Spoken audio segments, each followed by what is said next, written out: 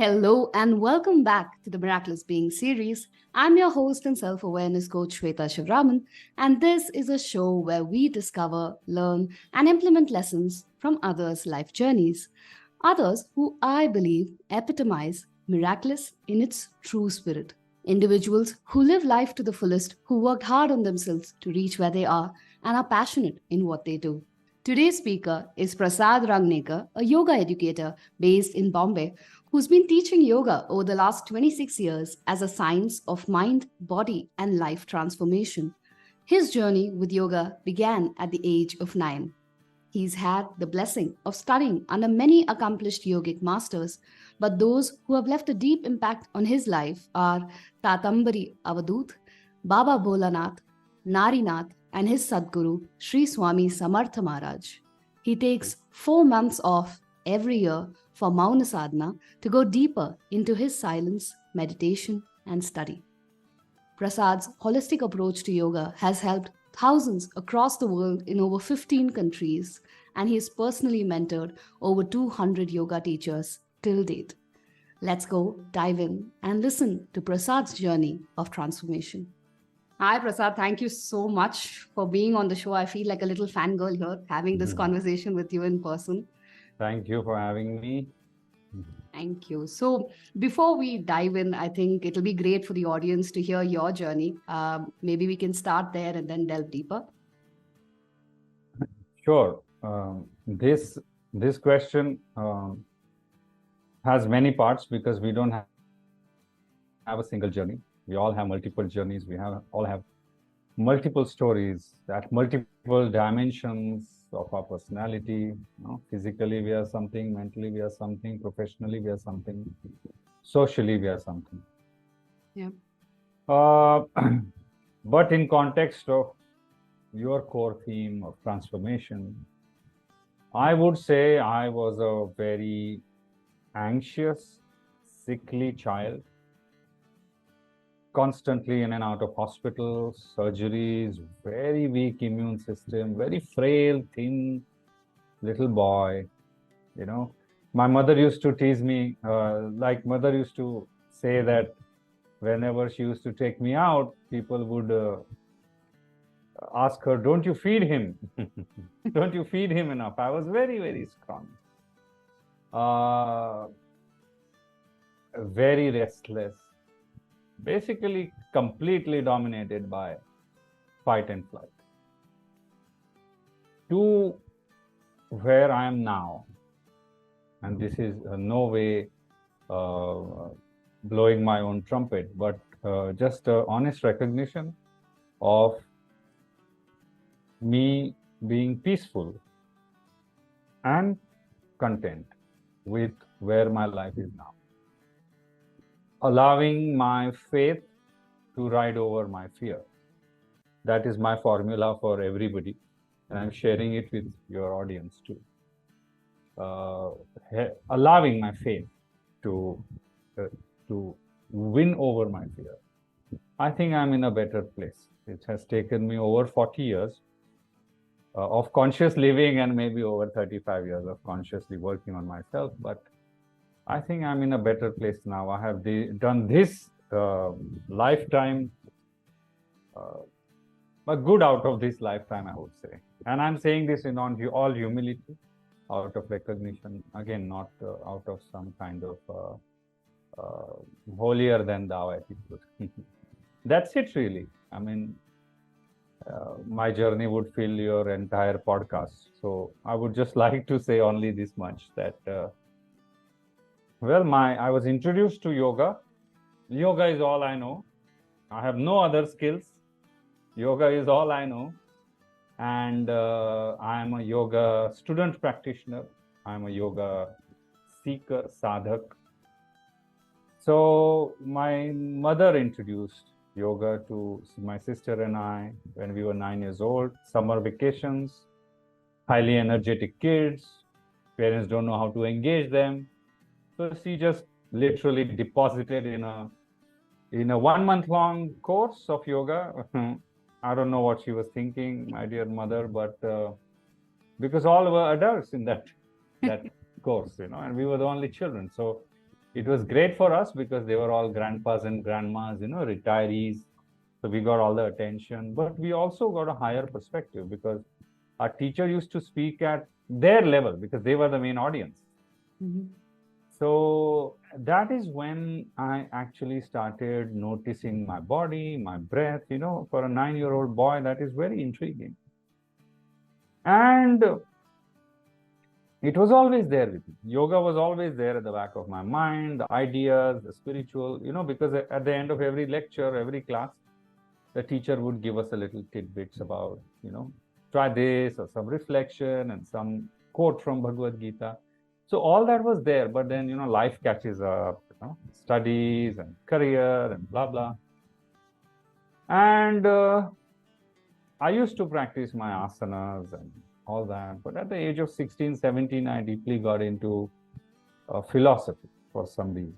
I started reading the Yoga Sutra when I was 17.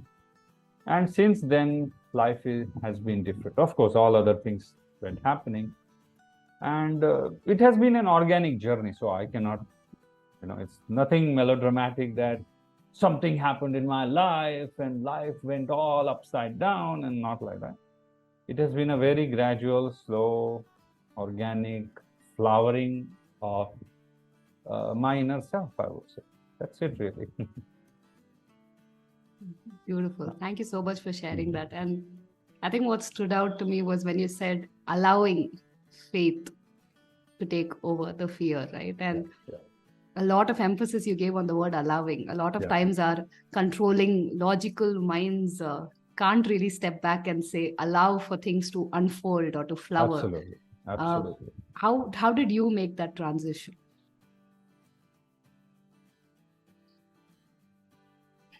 How did I make that transition? It gradually happened. Shraddha, I like the word Shraddha more than faith. You can call it trust.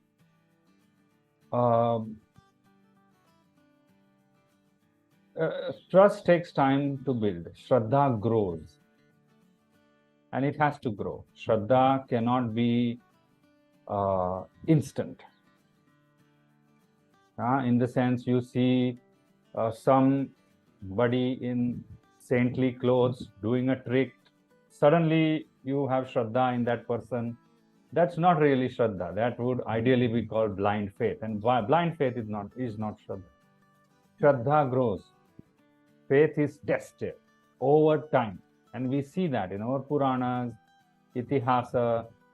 This is a very important lesson, that faith will be tested. If you think you have faith, there comes a googly from life.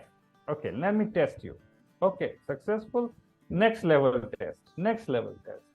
Till a time comes where Shraddha becomes surrender. Shraddha becomes samarpan. So, in my life, there are only two journeys. My journey of silence and my journey of Shraddha. My journey of silence and my journey of surrender. These are my only two margas or paths, you could say, or modalities that I practice my yoga on. So, again, nothing, not really like one incident that happened, but I think when one is aware, when one lives with awareness, or what they call nowadays mindfully, you are always responsive to life. Means, sorry to go about a roundabout answer, but it is important point that we are too much focused on our life, my life. We are too much focused on the me component. While I see life or my life as a partnership between me and life. So it's like a fish, when you see a video or when you see a fish swimming, it's not only the fish that's swimming. It is fish in a certain water body that is swimming, and the currents of water are helping the fish to swim. So even though our attention is on the fish moving, we are oblivious to the fact that it's the entire ecosystem that is supporting the movement of that fish. When I recognize that it's not just my life, but it's me plus life creating my life, there was a tremendous sense of lightness. There was a tremendous sense of empowerment. There is not just me, the entire life is there to aid me. Yes, it's my life, but life process itself is helping. That time, my life became very, very light and effortless, because I did not take the whole burden of existence only on my shoulder. I shared it with my life. I shared it with my day-to-day existence. Sorry, perhaps I'm becoming very poetic, but that's how it's coming out, But the essence of what I want to say is, Shraddha is trusting. Shraddha. Shraddha, trusting life, trusting God, whatever you want to co-create your life with. It's not just you. And as the saying goes, Shraddhavan labate jnanam. Without Shraddha, or only the one Shraddhavan, the one who has Shraddha, labate jnanam, realizes the knowledge. Knowledge of which? What knowledge? Not who is the newest billionaire on Forbes list. Not that knowledge, not objective knowledge, but Atma Vidya, knowledge of the self. Atma Jnana. So if you want to make life your partner, God your partner, like the Bhaktas will say, we are playing the Leela of Krishna. So they feel that Krishna and they are part of their existence. It's not just you. And the major factor in people's heaviness, psychological effort, weighing down, tiredness, exhaustion, is this, that they feel that I have to battle everything in life. No. Yeah. So beautiful. I like that equation. Me plus life is equal to my life. And I think you simply touched upon the nerve, right? In terms of a lot of us feeling that sense of isolation, that, everything is on us to do. And in a world where all variables are out of our control beyond a very minuscule, just a minuscule part of it is within our control. So no wonder we continuously feel overburdened. And just a couple of days ago, I was having this conversation with a client where she was like, what, I'm tired. I'm tired of trying so hard. And, it came from the depths of her being, where she felt that exhaustion of just, winning a battle, losing a battle over and over again. And, I think this just puts that shares that load, like you said, wherein there is a partnership, and that isolation is not as much. And, I'm curious when we come to that, right, that we were just talking before the recording that a lot of us are, we live in our minds, and we kind of keep suffering our minds over and over again. And I'd love to hear your take on that. First, I want to touch upon what you said about exhaustion. It's not just an isolated incident. It is a proven study.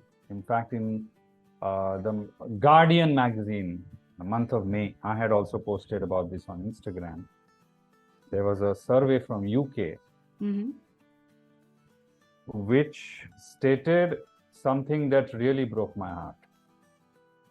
The survey says people are too exhausted. This is the conclusion of that research. People are too exhausted to make positive lifestyle changes. This really broke my heart. And then I set off on a Europe trip. I was on traveling across Europe for the last 1 month teaching. And I actually experienced this with the people who came for my workshops and retreats. Tremendous exhaustion, tremendous. So what you shared is absolutely right. Absolutely right. We are just masters of distraction. We have become masters of distraction. So we don't really, again, using the word allow ourselves to sit and recognize that, oh, I'm exhausted. No, we just do because our ego doesn't like it. Our ego doesn't like that, I'm a strong person. How can I be exhausted? No. So then we just do something else. We distract. Oh, I'm so exhausted. I'm going to have a cup of coffee, strong coffee, double espresso. Or I'm going to watch all problems. an action movie. Yeah, absolutely. Now, coming back to your question is, why are we exhausted? Because we have become too mind-centric and not heart-centric. Yeah? There are two forces, thinking and feeling. We have become very thinking-oriented. Buddhi and bhava. Where is the bhava nowadays? Right? We are too busy analyzing things. We are too busy not just thinking, overthinking. Divine gave us the ability to think and we started overthinking, It's like that. God gives us one thing and we overdo it. So there are many reasons for this. Many reasons. Personal, social conditioning, family conditioning, generational conditioning.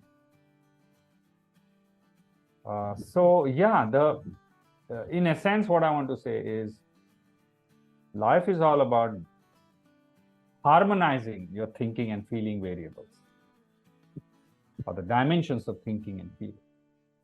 But the kind of life we live makes it imperative that we stay in the thinking mode, because our life is full of choice, our challenges, decision making. We have to stay on alert. We have deadlines. We have projects. Company's name is at stake. Our job is at stake. So you see, the time your alarm goes, your fight and flight mechanism is switched on. The alarm also is such a horrible tone that nobody will wake up peacefully. You wake up with an overwhelm, right?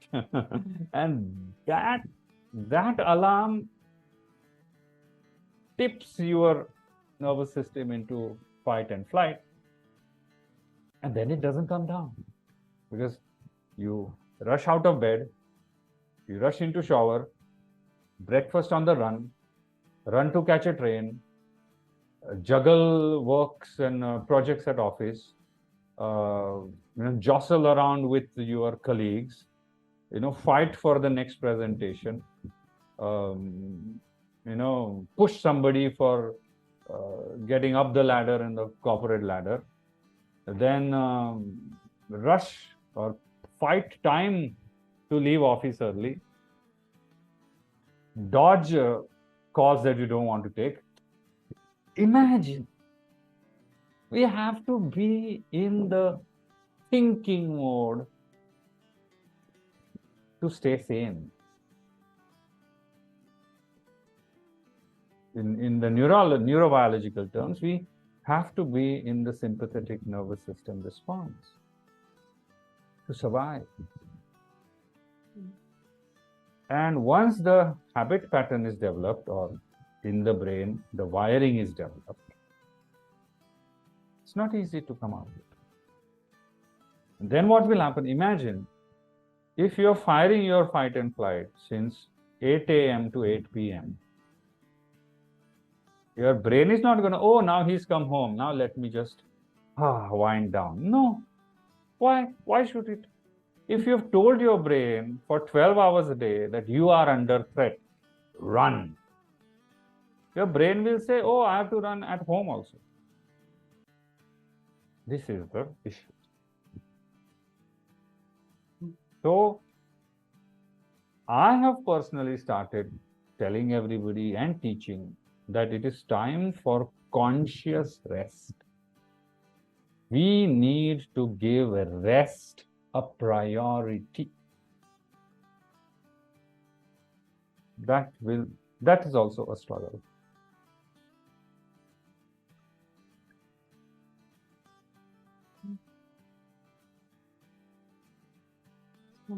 So powerful. I think I was just reading somewhere that all that we do in our day-to-day life is this restless activity, right? And there is no action. So that means when you really pause also, even if you were to rest, the mind is still continuously, running that same race it was running those 12 hours. It's not going to suddenly come to a stop. So whether you're at work or not, you're thinking about work or you're doing something else in your head. And there is no rest that we give in. So there's no turning off of that flight and fight mode. It's always on, and then no wonder the exhaustion happens because the body can't run on adrenaline Absolutely. for that long. Yeah. And people's ideas of rest have also become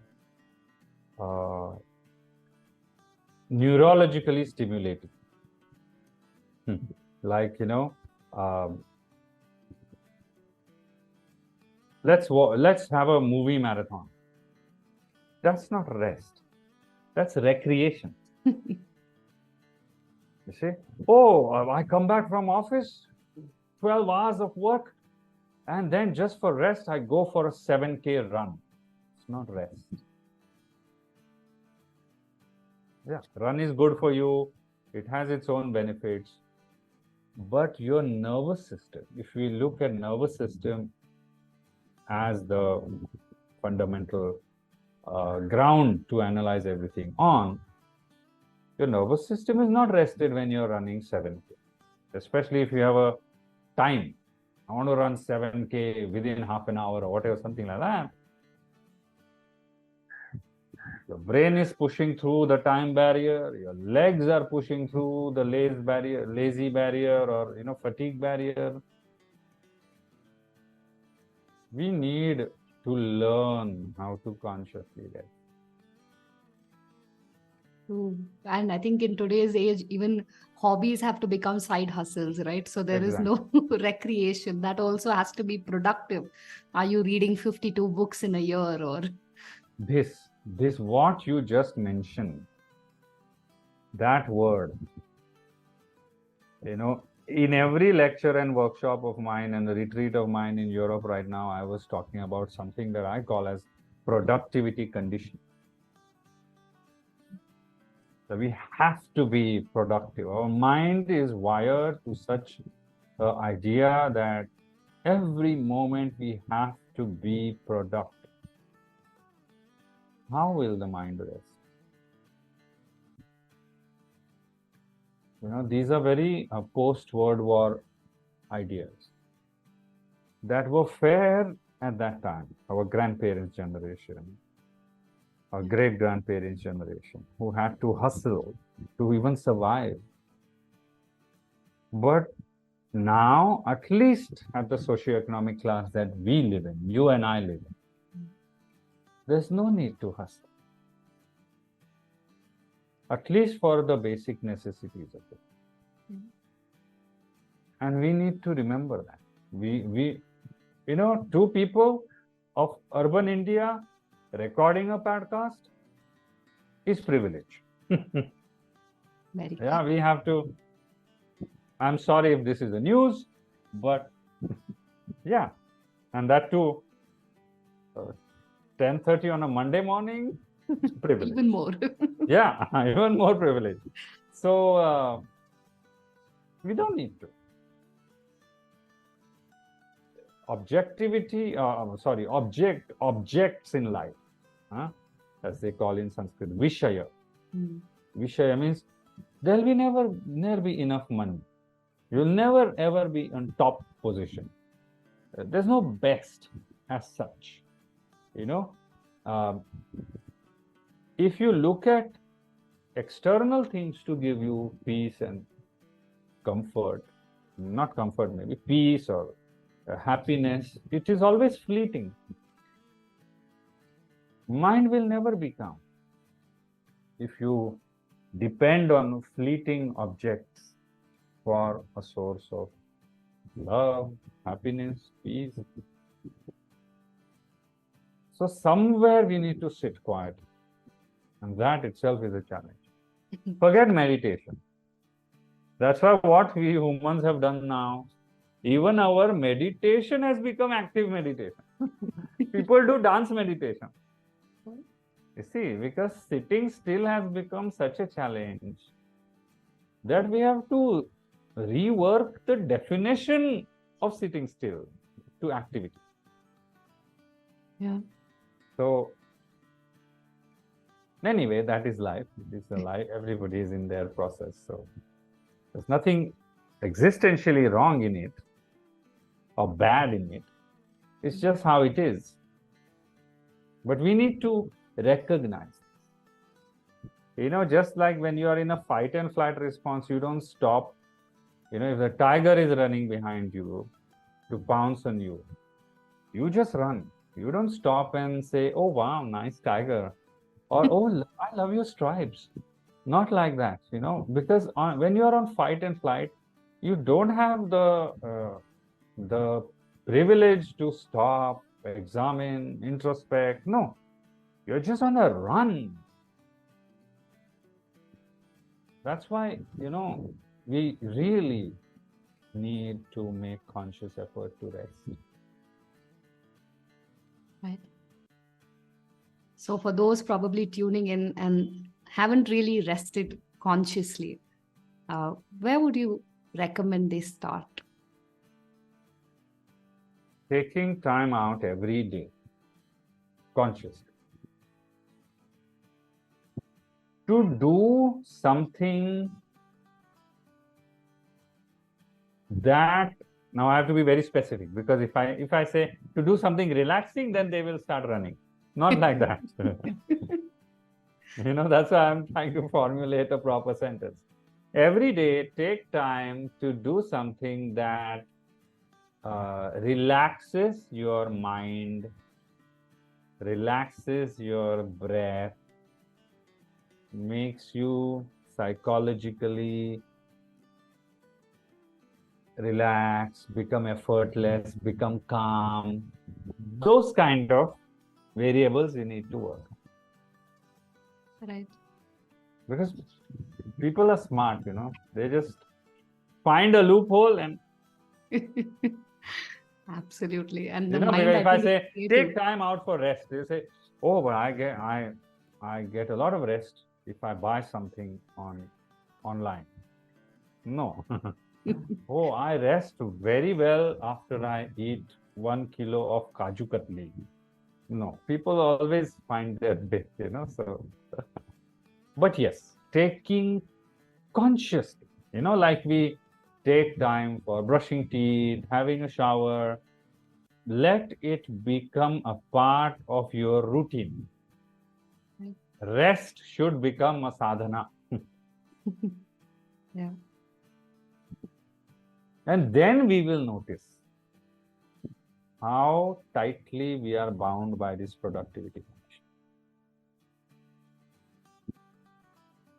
What will happen? You're sitting, like let's say, now 11 to 11:15. I'm just going to sit on my chair and stare out of the window. Chalo, let's do this. You sit down, you stare out of the window, and I guarantee after 1 minute, you'll be like, oh, my window has a lot of dust. Let me clean this. And then you go in and take a mop and start cleaning the window. This is what I'm saying, productivity. You can't just say, my window is dirty. After 15 minutes, I will clean. No. Like, oh, window. Oh, I forgot. Last weekend I should have, cleaned the window. Oh, no. You see, this is what I call productivity condition. Will not let you rest.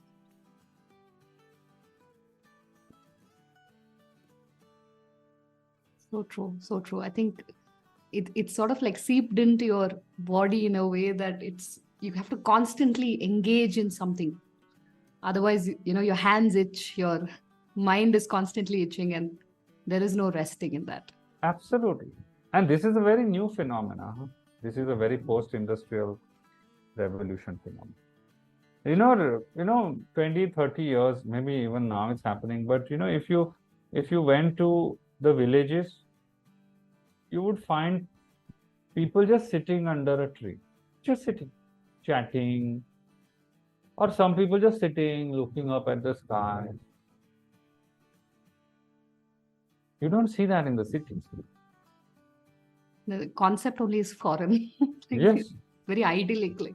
Yeah, if you sit on a roadside and look up at the sky, people will think you are a crazy person. Yeah. And if you are, Arey, kya hua? No, I'm just looking up at the sky, admiring the blue sky. I say, kuch hai isme, something's wrong with this person. Right?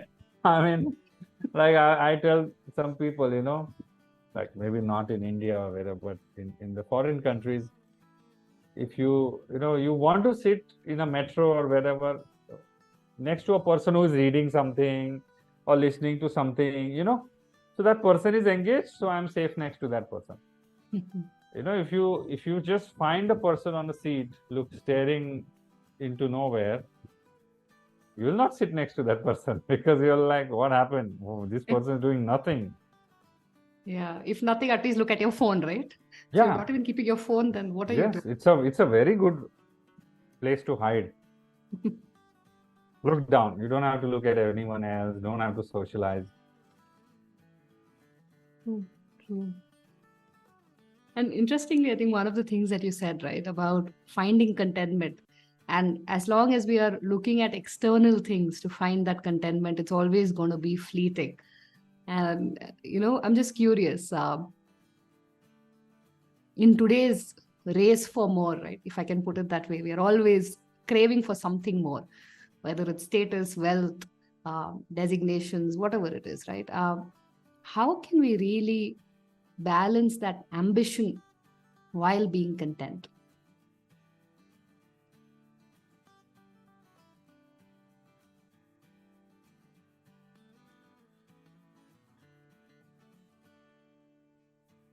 There are 2-3 layers to it. In Sanskrit, it's called Vishayananda and Atmananda. Vishayananda means the happiness that the objects bring to you. Nothing wrong in it. Nothing wrong. Okay.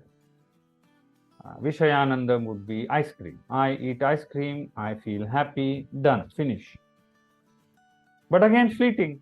It gives me sugar high, then my insulin spike happens, and then after 1 hour, I'm like, oh, I want one more ice cream, things like that. So the vicious cycle never ends. The second is Atmananda. The ananda, bliss or happiness that comes from within. We have gotten lost too much in the Vishayananda. Because nobody told us about Atmananda. Our education system, our social ecosystem has always been about Vishayananda. Even we ask our kids, what do you want to be when you grow up? Doctor, engineer? Has anybody ever told you as a child, just be a good person?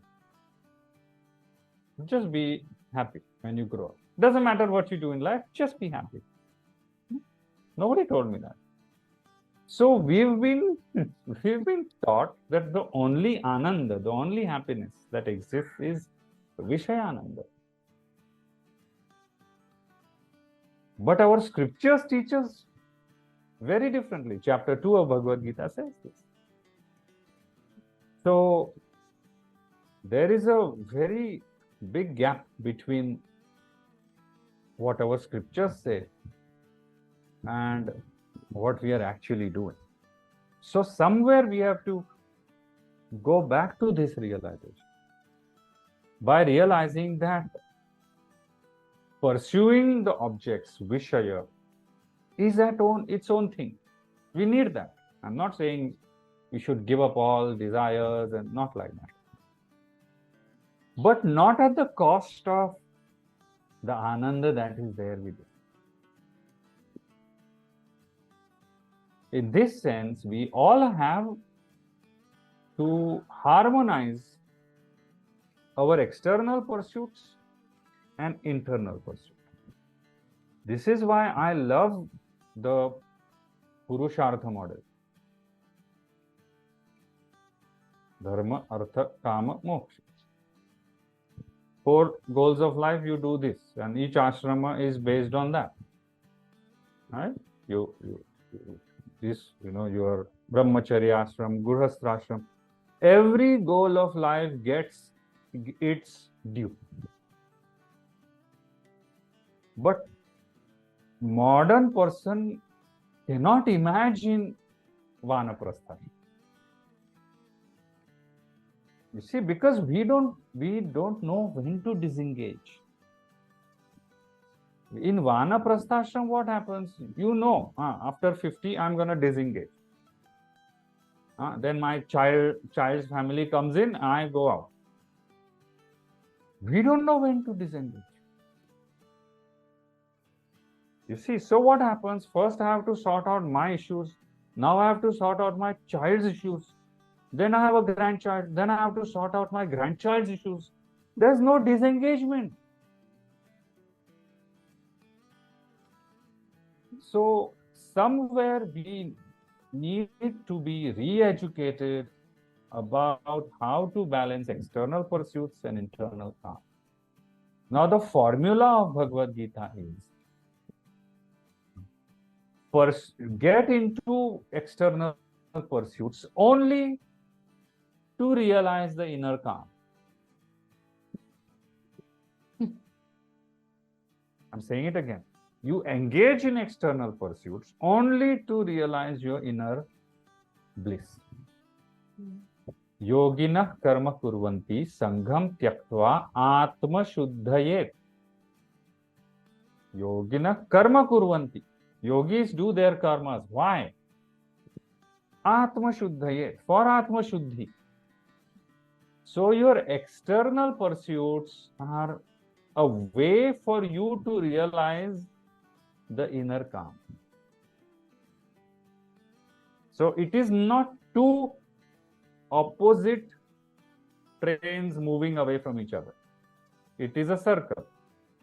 You become active in life pursuits only to realize yourself or to know more about yourself. So then what becomes important? Self-knowledge. And I'm not saying from a transcendental point of view, I'm Atma or something like that. No. Let's say you are, your organization tells you, Prasad, you have to go for this pitch, or this is a presentation, you have to do it. And you're like, oh my God, and then you work on it and you work on it, and the first pitch doesn't go so well. Now, usually, like we spoke about self-doubt and all that, usually you'll be like, my company trusted me, but I let them down. All this, the story will start in your head. Yeah. That time you should sit down and inspect. What can I do better? Yes, it was not as good as I could have done, but perhaps I did with what resources I had. But yes, I can do better. So I will become a slightly better version of what I was in my last presentation. This is the formula of yoga. Through your external work, you grow. This we forget. what happens is we get so focused on external work to create external transient things. That's why so many people die with bitterness in them. So many rich people die with bitterness. They have millions of dollars of worth property, but they don't die a peaceful death. So the formula is a very simple statement. Look at your work as worship. Work is worship. And the whole Bhagavad Gita is focused on that. Like Krishna says, no, think of me and fight. Mam anusmara yuddhacha. So engage in everyday activity, whatever it is, only to make yourself better. That is the formula. If you don't do this, what will happen is you will create a lot of wealth around you, but you will not contribute to inner prosperity. And this balance needs to be learned. Our Shastras teach this. That's why you have Parabrahma Swarup Krishna sitting as a charioteer. You know, Krishna would have said, sorry, it's none of my business. You Not guys, you ignorant people, you people in avidya, do whatever you want. No, he doesn't say that. He is also engaging. He says in Bhagavad Gita, it is said, I have nothing to do with all this. I am not getting anything from all this, yet I am participating. He gives examples of Janaka and all. You know, despite being Jivan Mukta, they participate in day-to-day life.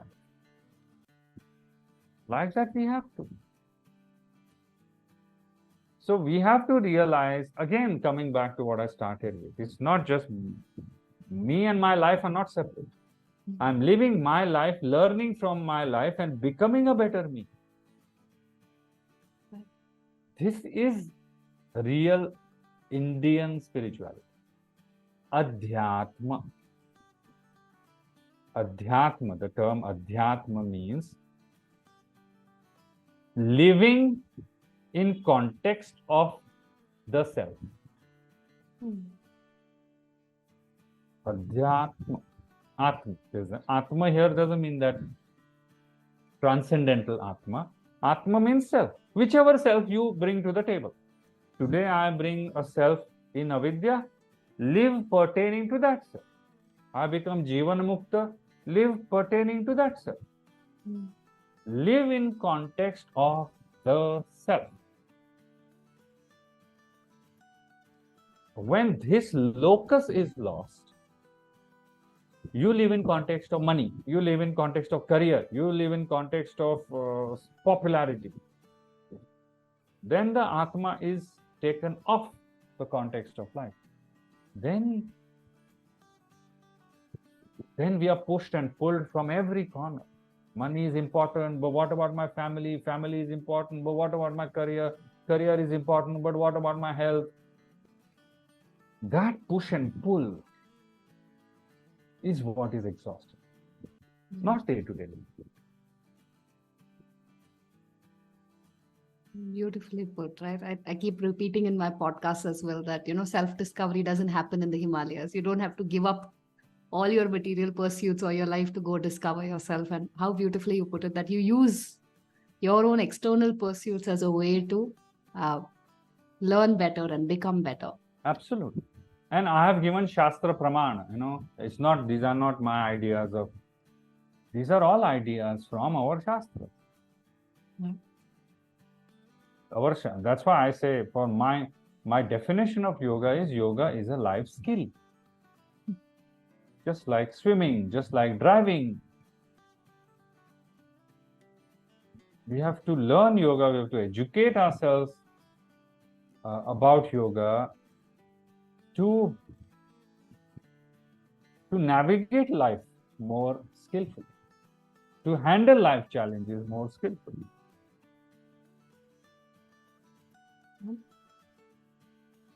Absolutely, yes.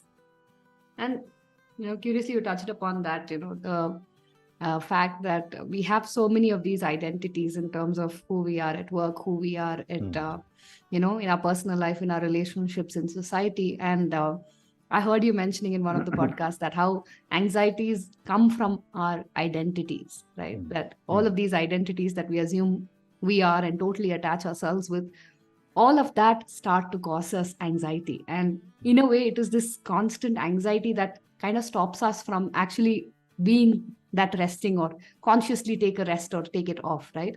So I'm curious, how how do we manage these anxieties that seem never ending in our heads? When you don't know who you are,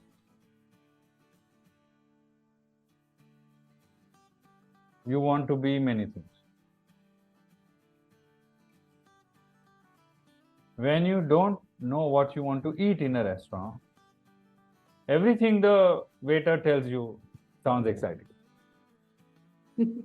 If you don't know where you want to go for vacation, every other offer sounds amazing. The point is, when you start living a mind of external awareness, you are spread thinly across a large surface area, and you lose yourself. And this is what happens. We play so many roles that we forget who is playing the role. There's a certain kind of dissonance that happens in our awareness. Who am I in all this? It happens a lot. I have seen happens a lot with women. Juggling career, motherhood, wife, daughter-in-law, and then wondering after a few years, who am I really? Because all roles are important. I am the center of it all. But then who am I? Like, do I even exist? Patanjali calls these asmitas. And every asmita has raga and dvesha. Raga and dvesha means attraction and repulsion, the force of attraction and repulsion, or likes or dislikes. For example, you as a mother may not like something for your child, but you have to allow it because you are also a wife and your husband likes that for your child. But it doesn't sit well with you. But you say, okay, my husband likes that for my child, so it's no problem, But so the tension is between what you think is right for your child as a mother, but you have to also comply with what your husband wants to do for your child. You see, raga, dvesha, like, dislike. That's the fight. Like this, for each role we have a fight. And not just each role. Now this becomes even more complex. How many prasads are there in my head? Multiple. At every identity, I have a prasad. There's a prasad as a man. There's a prasad as an Indian citizen. There's a prasad as a yoga teacher. You see, and not just that, there are prasads across time. There is an infant prasad, teenage prasad, So imagine in our mind, there are multiple asmitas of self. And every asmita, every identity breeds like dislikes and creates a mental world for itself. This is how we are distributed across identity. This is the definition of avidya for Patanjali. Not knowing who the true self is, the true observer is. We get so caught up with our roles. Yeah. And with each role, we have this weight. Like I have not met even a single parent who says they have been a good parent. Right? So there's a guilt of parenthood. There's a burden of parenthood. So asmitas create a world around it. And we get carried away in that world. Like this, literally like the multiverse, Every asmita has its own world, and we are living together in this multiverse. Literally, I'm not exaggerating. This is exactly how it happens. Yeah. And we want to give everything to every world, and we are exhausted. So the idea then again, to keep it extremely simple, is to consciously take time to step back. Every day, step back, step back, step back, step back. Vairagya is not taught. This is Vairagya. We are not taught Vairagya. We only know Abhyasa. Even we only are engaged in Abhyasa. We ignore Vairagya, when Vairagya is the most important part of yoga. So, and that's why we have this whole concept of doing your actions without desires, without the karma, without the intention to get back something. Like it is written in the Karma Yoga of Bhagavad. Do your actions without desires. Karma, phala. So, yeah, I feel education. I mean, I can go on and on and on. Perhaps I'm going all over the place, but there's so much to say on this topic.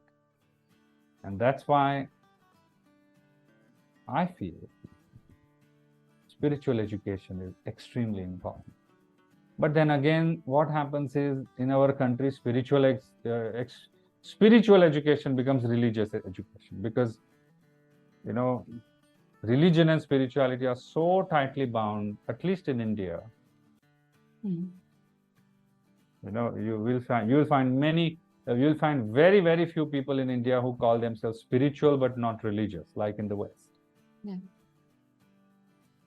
So we have to really, really educate people. That's why I really admire you and want to really cheer you for your podcast, because somewhere your audience hears all this, gets motivated, and again tries to be a better version of themselves. That's all we can do. Yeah. And curious, since you touched upon the whole topic of spirituality, right? I've received extremes about what spirituality is, right? Some of them either assume it to be esoteric and mystic and things that are dark and mysterious, and others kind of think of it like a hobby after retirement. So I often get, you're just 30, what are you doing reading all of this? Why bother, right, at this age and all of that? So I'm curious, right? What is your take on spirituality, and probably a tip on where people can start their journey? For me, spirituality is okay, I will just say, for my definition of spirituality for myself is calm mind, simple life. This is the goal that I have given myself. Simplify your life, calm down your mind. My goal, personal goal for spirituality is only this much. And I'm okay with it. I'm not much into esoterics of it, though I don't rule out about that mysticism. But from the Shastric point of view, from the Indic spiritual point of view, it is all, the broad definition of spirituality is um, knowing yourself and helping others know themselves. In fact, the mission statement of Ramakrishna Mission, I feel, summarizes the worldview or the idea of yoga. Atmano mokshartham jagata hitaya cha. Moksha of the Atma and jagata hita, betterment of the world. So it is not an isolationistic, self-centered view. I grow, and when I grow, the whole world grows with me. This, I feel, should be spiritual motto of everything. And it has been the spiritual goal or motto of all our saints and mystics. Look at the Bhakti movement. You look at our Santa Parampara. They did not sit in a cave meditating and say, let the world go wherever it wants to go. No. They came on the streets, they sang, they spoke, they created small revolutions in their own ecosystems. And then they left. So, for me, spirituality is about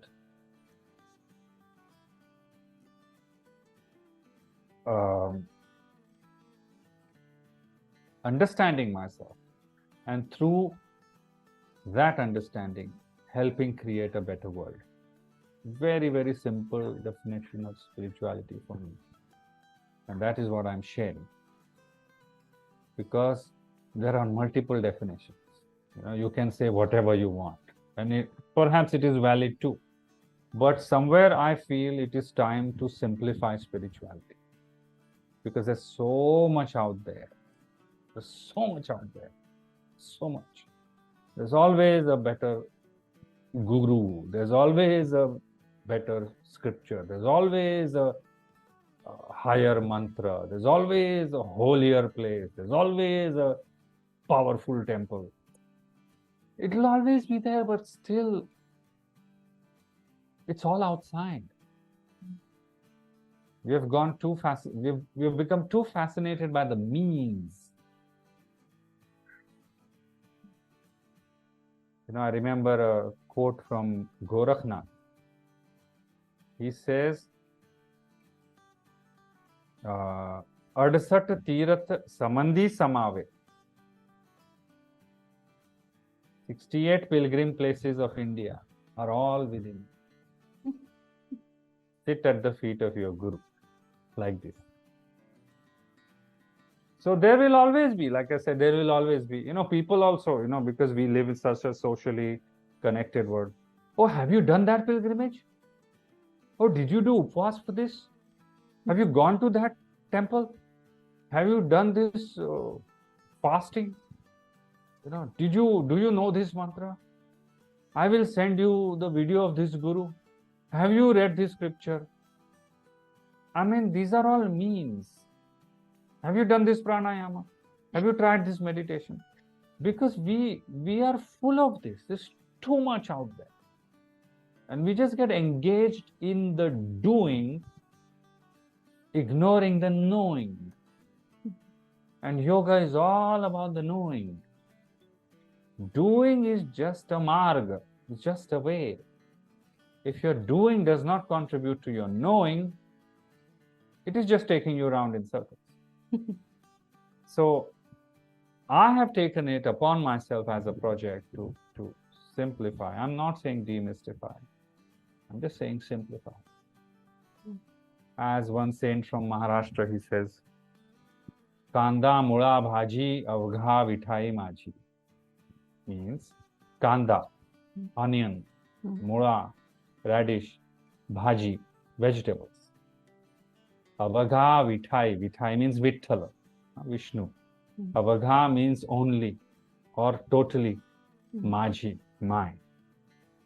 So, my Vithala, my God, is in all these mundane things. Kanda, mula, bhaji.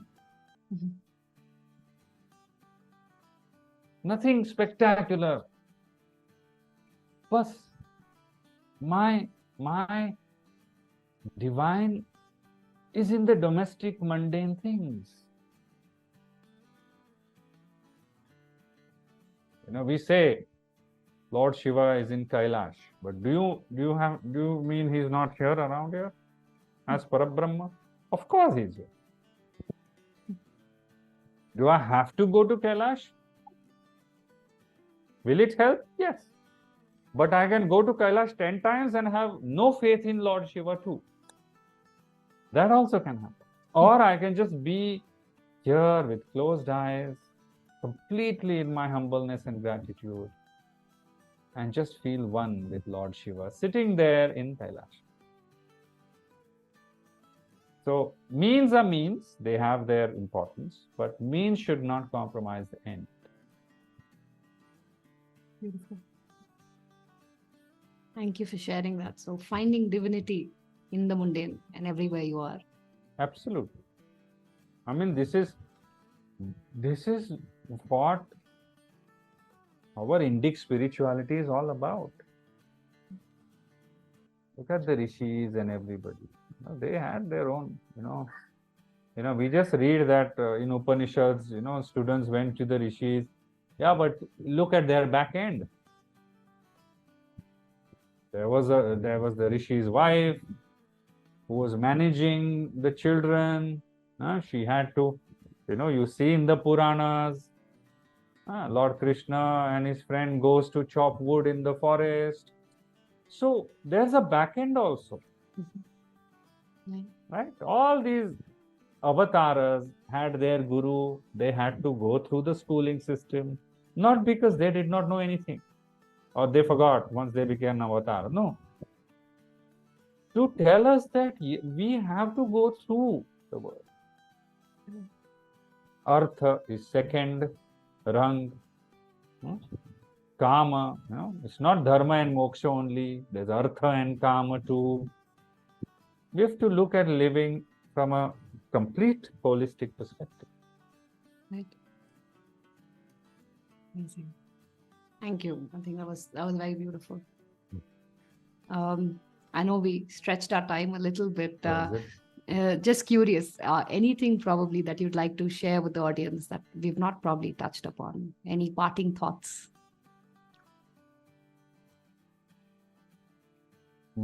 Maybe summary of all that you've spoken today. Number one, make conscious time for rest.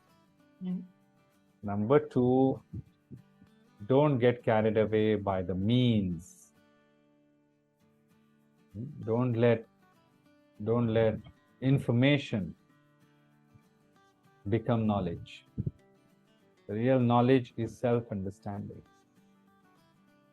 So read 10 books, but absorb them also. Enjoy the mundane, simple life. Spirituality is there also. It's not just somewhere out there. This is not the view of Indian spirituality. For Indian spirituality is right here, right now. Wherever you are, there it is. So you go to villages. Yeah. We make deities out of a stone. Right? By projecting our bhava on that stone. That means what? Spirituality is everywhere. We have made goddesses out of rivers. We have made mother out of our planet. How can be spirituality separate to all that we live in? So don't think that spirituality is something out there that you have to go somewhere to feel spiritual. Live spiritual. It is a Jivana Vidya. Yoga is a Jivana Vidya. It is not exercise science. It is Jivana Vidya. Jivana Vidya, Atma Vidya. Only when one consciously walks on steps of simplifying life, our whole mind and nervous system will calm down. And this calm state of mind is the start of yoga.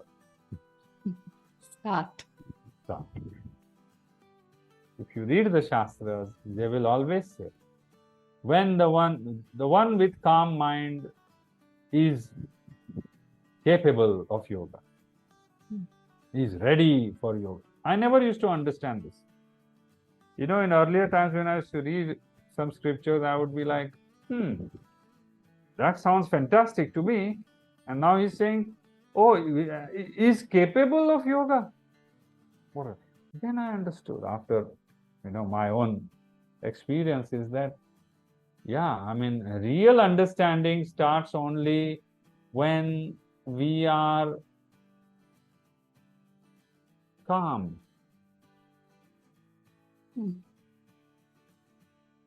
Right? I can see you and project all that I think about you on you and see you only as what I want to see you as.